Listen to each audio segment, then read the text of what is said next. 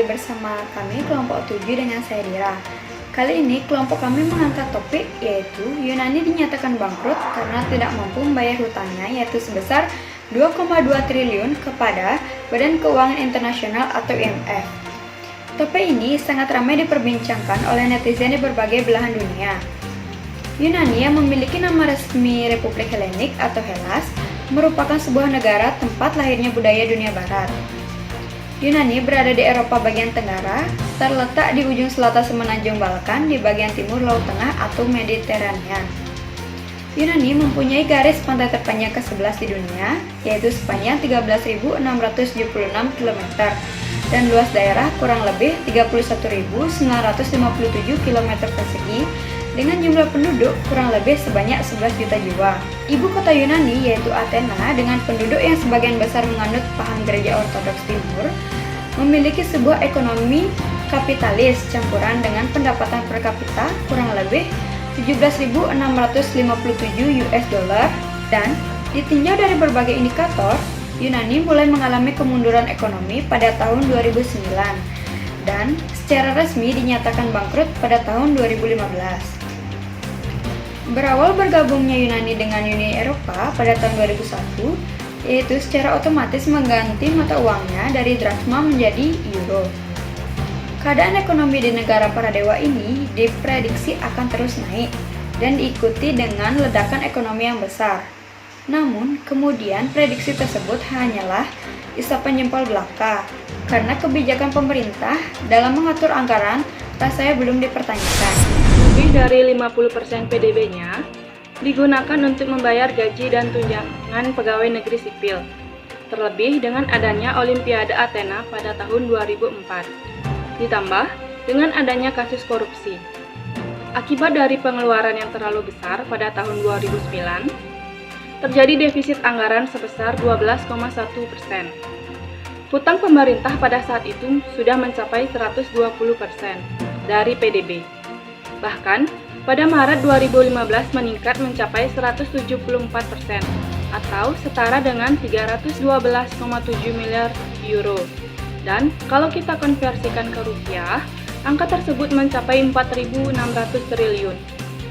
Padahal, batas yang ditetapkan oleh Uni Eropa hanya 60%. Sebetulnya, kejadian ini sangat mengherankan, mengingat Yunani merupakan negara maju. Bandingkan saja dengan Indonesia yang cuma 34%. Yunani sendiri sebenarnya diselamatkan oleh dua paket bantuan besar. Pertama, sebesar 110 miliar euro dan 176,2 miliar euro, di mana bantuan ini diperoleh dari IMF, Bank Sentral Eropa, dan Uni Eropa, di mana ketiganya ini sering kita sebut dengan Troika. Sayangnya, paket bantuan tersebut disertai dengan syarat. Akhirnya, pemerintah Yunani mengadakan suatu referendum.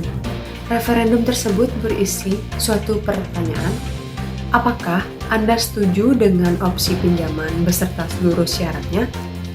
Ya atau tidak? Hasilnya, mayoritas penduduk Yunani mengatakan menolak. Akibatnya, pemerintah harus mengimpun dana dengan menaikkan suku bunga obligasi negara. Sayangnya, kebanyakan investor memutuskan untuk berhenti membeli obligasi negara tersebut. Seperti yang kita ketahui, kebanyakan negara menggunakan hasil pinjamannya untuk memperkuat negaranya. Seperti yang pertama, membangun transportasi, yang kedua membangun infrastruktur, dan membangun pendidikan. Namun, justru pemerintah Yunani menggunakan hasil pinjamannya untuk kegiatan impor tanpa diimbangi dengan ekspor. Ya, sayang sekali ya.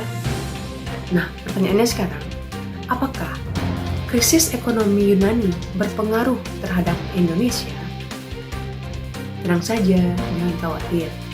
Karena menurut Bank Indonesia, perekonomian di Indonesia masih tetap terjaga dan stabil, meskipun perekonomian di Yunani mengalami tekanan.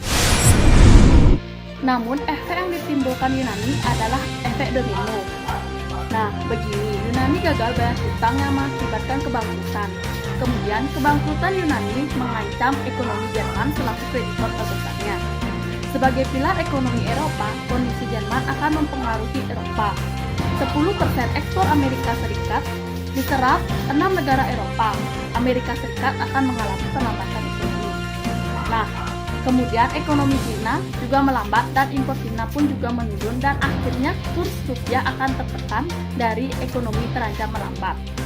Nah, bagaimana langkah yang tepat untuk mencegah terjadinya krisis ekonomi? Yang pertama, meningkatkan penggunaan produk-produk dalam negeri. Yang kedua, memanfaatkan peluang perdagangan internasional. Salah satunya dengan memanfaatkan adanya masyarakat ekonomi ASEAN.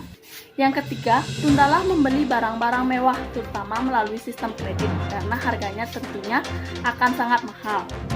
Yang keempat, jangan berinvestasi terlalu banyak dengan gaji Anda. Yang kelima, jangan lupa bersedekah agar rezeki kita. Salahnya, pada saat yang sama, Indonesia juga tengah mengalami turbulensi ekonomi. Itu ditandai dengan lemahnya kurs rupiah.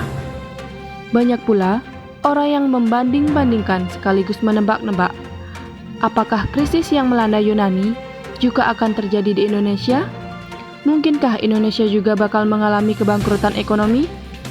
Sah-sah saja bila ada yang coba membandingkan kondisi Yunani dan Indonesia. Apalagi jika itu diniatkan agar kita selalu waspada dan kita juga tidak ingin pemerintah lengah. Bagaimanapun, kita harus belajar bahwa kebangkrutan Yunani disebabkan oleh buruknya manajemen utang pemerintah, termasuk tidak adanya transparansi jumlah utang dan penggunaannya. Indonesia tak seharusnya terus terjebak dalam utang yang makin membesar. Apalagi, utang itu selalu digunakan hanya untuk menutup defisit anggaran negara. Krisis ekonomi mengajari kita agar memiliki konsep yang mumpuni untuk terus mengurangi jumlah hutang. Sekian penyampaian informasi dari kami kelompok 7. Jika ada salah-salah kata, kami mohon maaf dan kami ucapkan terima kasih.